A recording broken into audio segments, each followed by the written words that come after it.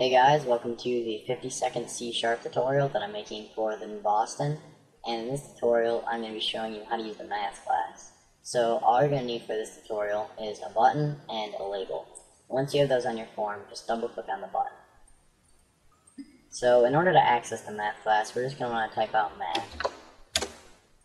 In order to access the methods inside of the math class, we're just going to want to use the dot operator, since all of the methods inside of the math class are static.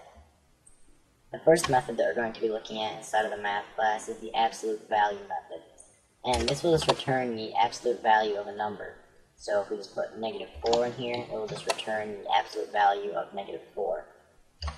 And we're going to go ahead and set label one's text equal to the absolute value of -4, just to make sure that the math class is working properly. So it's going to debug here, and we should get 4. Yep, because the absolute value of -4 is 4. And you can get the absolute value of pretty much any number, so if you want to get the absolute value of 833, we can do that. Should just get 833. Yep. The math class doesn't only contain methods, there are also a few values as well. For example, we can access pi if we were trying to do some calculations with circles or something. We can just use that, and we're just going to set label one's text equal to pi, and we should get 3.1415, whatever. Yep. Also inside of the math class, there is the pow method, or raising a number to a power, or exponents, whatever you want to call it. And say we wanted to square the number 4, we're just going to put 4 right here, and then put 2. So the number that you want to square will go right here, and then however many times you want to raise it, you'll just put here.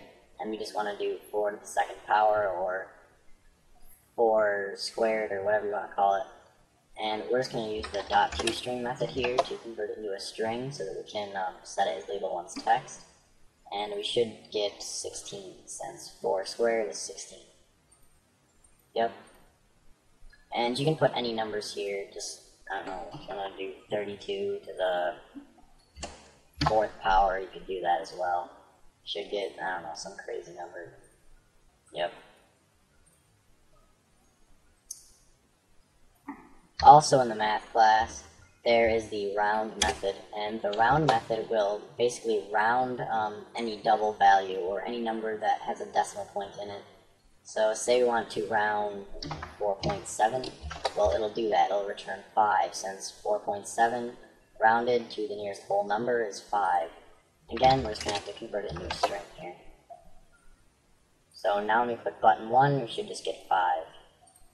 Yep. And defaultly, it will round to the nearest whole number, but if you want to specify how many values you want it to round to, like for example, if you have this like crazy decimal right here, like I don't know that, and you want to round it to the 100th place, you can do that. And right here, you're just going to want to specify how many decimal places you want it to be back. So this would be 1, and this would be 2. So we're going to put it back. Oops, we're going to put it back 2, so it'll round to the nearest 100th place. So we're just going to put 2 here, and it'll round to the nearest 100th place.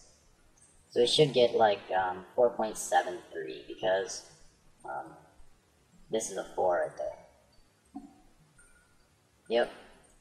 And if you wanted it to round to the nearest whole number, you could just either leave this out right here, or just put 0.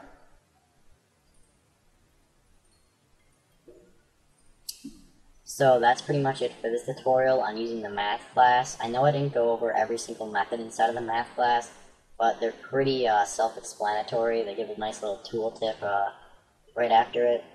And I don't know all of the math things, since I haven't gotten into those advanced math classes yet. But yeah, so see you guys.